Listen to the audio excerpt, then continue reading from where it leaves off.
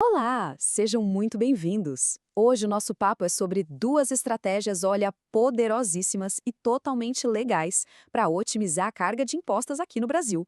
Uma delas é pensada especialmente para quem é dono de empresa e a outra, bom, a outra serve para todo mundo que investe. Vamos ver de perto como algumas mudanças recentes podem, na verdade, se tornar grandes oportunidades. A grande questão que fica no ar é essa, né? Como é que se faz para manter uma parte maior daquele dinheiro que foi ganho com tanto esforço sem infringir nenhuma lei? Exatamente sobre isso que a gente vai conversar, com soluções bem práticas para desafios fiscais que são bem específicos. Então, o nosso roteiro está bem claro. Primeiro, a gente vai entender um desafio novo que está surgindo para os empresários e, claro, a solução para ele. Logo depois, vamos mergulhar num problema que fica meio escondido ali nos investimentos de renda fixa e descobrir como contornar. E no fim, a gente sai com duas lições muito valiosas. Ok, vamos começar. A primeira parte da nossa análise foca em quem é dono de empresa. Tem uma nova regra que já tem data para começar, lá em 2026, e que vai mudar e muito a forma como os lucros são taxados quando saem da empresa para a conta da pessoa física. Olha, a mudança é radical e o contraste fica gritante. Antes, a regra era simples. Podia transferir qualquer valor da conta da empresa, da PJ, para a conta pessoal, a PF, sem pagar um centavo de imposto de renda. A partir de 2026, o jogo vira. Tudo que passar de R$ 50.000 por mês ou os 600 mil por ano vai sofrer uma mordida de 10%.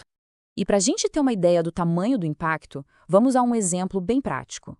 Imagina alguém que distribui R$ 150.000 por mês para a conta pessoal. Antes, isso era totalmente isento. Com a nova regra, essa pessoa passa a pagar R$ 180.000 de imposto por ano. É um custo novo e, convenhamos, bem pesado. E é aqui que a gente vê o poder do tempo, só que jogando contra.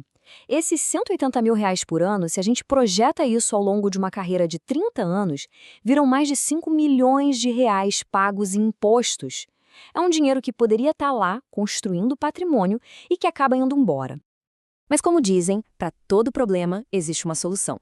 E agora a gente vai ver como uma reestruturação inteligente pode resolver essa questão. A estratégia que vamos ver envolve a criação de uma holding.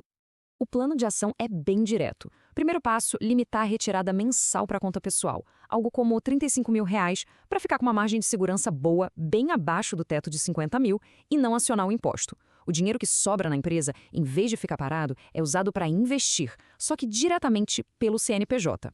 E para organizar tudo isso no longo prazo, o terceiro passo, criar uma holding. Tá, mas o que é uma holding, afinal? De um jeito bem simples, é como se fosse uma empresa-mãe. A função dela não é vender um produto ou prestar um serviço, mas sim ser dona e administrar outros bens e participações, como as ações de outras empresas, imóveis, investimentos. E essa analogia do bolso contra o cofre é simplesmente fantástica para entender a lógica. O bolso é a conta da pessoa física, o CPF. É o dinheiro para as despesas do dia a dia, para o estilo de vida, para as viagens. Já o cofre, o cofre, a holding, é ali que o grande patrimônio é construído e protegido. Os lucros são reinvestidos lá dentro sem a necessidade de ficar pagando imposto a cada movimentação. É um outro nível de organização. Certo? Agora vamos para a segunda parte da nossa conversa.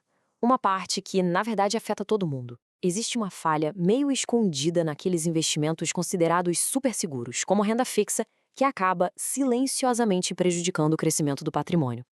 Esse slide aqui ilustra o problema perfeitamente. Títulos como o Tesouro Selic e os CDBs têm uma data de vencimento, né? Geralmente, algo em torno de 5 anos. Quando o título vence, o dinheiro cai na conta, o imposto sobre o lucro é pago obrigatoriamente e só então o que sobra é reinvestido. Esse ciclo fica se repetindo e interrompendo a mágica dos juros compostos. E cada uma dessas interrupções é, como a fonte descreve de forma bem direta, a bocanhada do governo. A cada 5 anos, uma parte do montante é retirada na forma de imposto, e isso diminui a base sobre a qual os juros compostos iriam trabalhar nos anos seguintes. É um freio no crescimento. Mas, felizmente, existe um jeito de evitar essas interrupções e deixar os juros compostos trabalharem em paz, sem parar.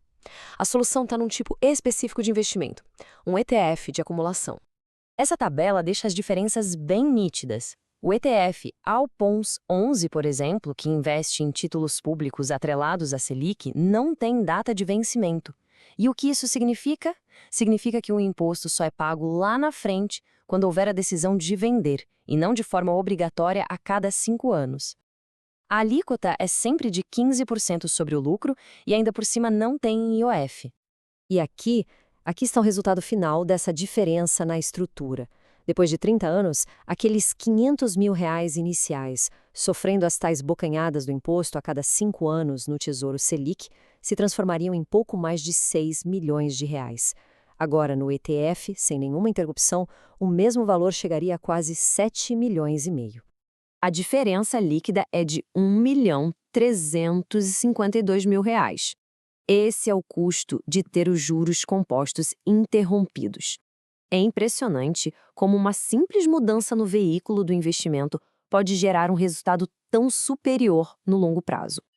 Então, vamos amarrar tudo o que a gente viu com essas duas estratégias e resumir as ações práticas que podem fazer toda a diferença. As duas conclusões principais são bem diretas, né? Para quem tem empresa com faturamento alto, a estrutura de uma holding é o caminho para proteger os lucros e otimizar os investimentos. E para todo mundo que investe em renda fixa pensando no longo prazo, a migração para ETFs de acumulação pode significar uma diferença milionária lá na frente. E para a gente fechar, fica essa reflexão. Pequenos ajustes na forma como o dinheiro é gerenciado e investido têm um impacto gigantesco ao longo do tempo. A pergunta que fica no ar é: qual desses cofres na vida financeira de cada um merece uma análise mais detalhada agora? Muito obrigada por acompanhar essa análise com a gente